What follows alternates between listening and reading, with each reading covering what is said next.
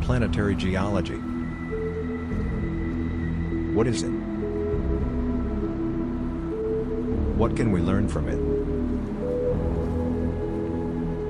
What have we learned from it? Planetary geology, alternatively known as astrogeology or exogeology, is a planetary science discipline concerned with the geology of the celestial bodies such as the planets and their moons, asteroids, comets, and meteorites. Planetary geology includes such topics as determining the internal structure of the terrestrial planets, and also looks at planetary volcanism and surface processes such as impact craters, fluvial and aeolian processes. The structures of the giant planets and their moons are also examined, as is the makeup of the minor bodies of the solar system, such as asteroids, the Kuiper belt, and comets. The terrestrial planets in the solar system have atmospheres made up mostly of gases such as carbon dioxide, nitrogen and oxygen. The gas giants consist mainly of lighter gases like hydrogen and helium. During the creation of the solar system, there were likely more terrestrial planetoids or very large asteroids, which probably merged or were destroyed.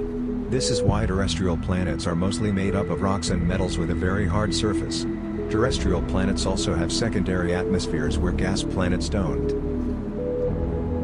Interplanetary missions to the planets and their moons have enabled scientists to increase their understanding of the solar system more in the past 35 years than in all of previous scientific history.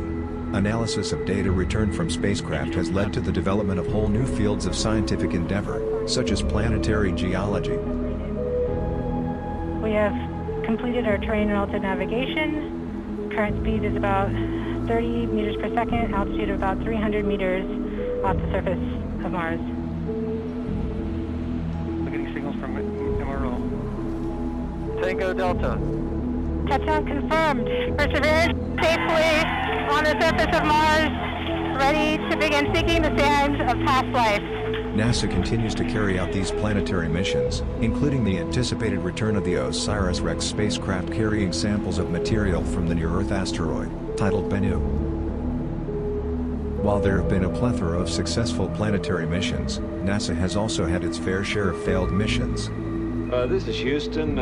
Say again, please? Houston, we have a problem. To date, a total of 49 missions to Mars have been launched since the 1960s and almost 35 of them have been failures. And yet, missions to the Red Planet continue to be planned due to the immense scope of knowledge that remains to be gleaned from and about our existence and evolution.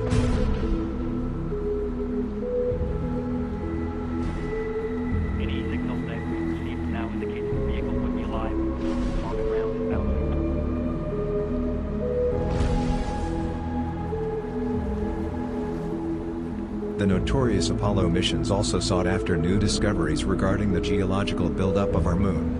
One of the most important missions retaining to the geology of our moon was the Apollo 17 mission, where Dr. Harrison Schmitt, a professional geology professor and former United States Senator, was part of the three-man crew. While on the moon's surface, Schmitt, the only geologist in the astronaut corps, collected the rock sample designated Tructolite 76535, which has been called without doubt the most interesting sample returned from the moon. Among other distinctions, it is the central piece of evidence suggesting that the moon once possessed an active magnetic field.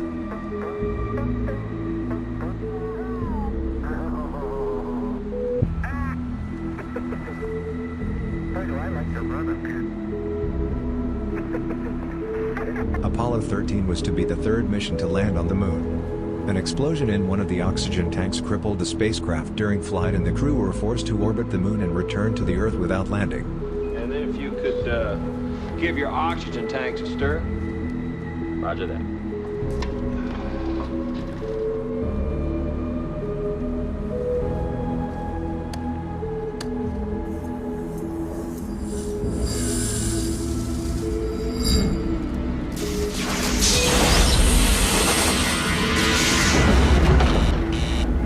Apollo 13 was to be the second height mission, meant to demonstrate precision lunar landings and explore specific sites on the moon. Mission planners were able to focus on more than just landing safely and having astronauts minimally trained in geology gather lunar samples to take home to Earth. There was a greater role for science on Apollo 13, especially for geology, something emphasized by the mission's motto. While we have made many impeccable discoveries in the field of planetary geology, we still have much to learn. Future manned missions to Mars are thought to be within reach, which will certainly yield amazing results that will change the way we observe terrestrial planets.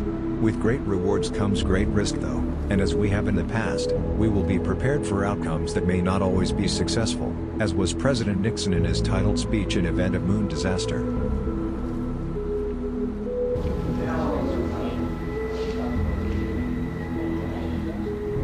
Good evening, my fellow Americans.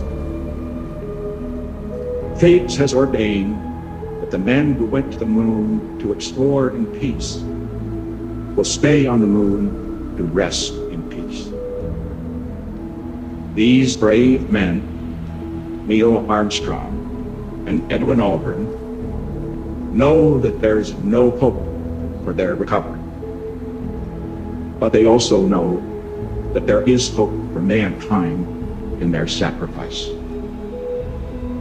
For every human being who looks up at the moon in the nights to come will know that there is some corner of another world that is forever mankind. Good night.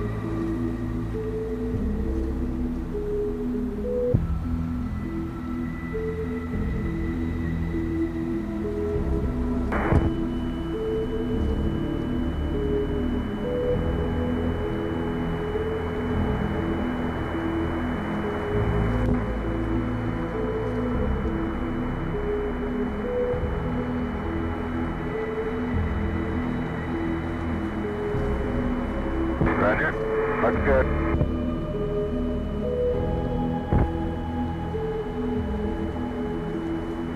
Ready to copy. Roger. Columbia Eagle, have you about maneuvered there yet?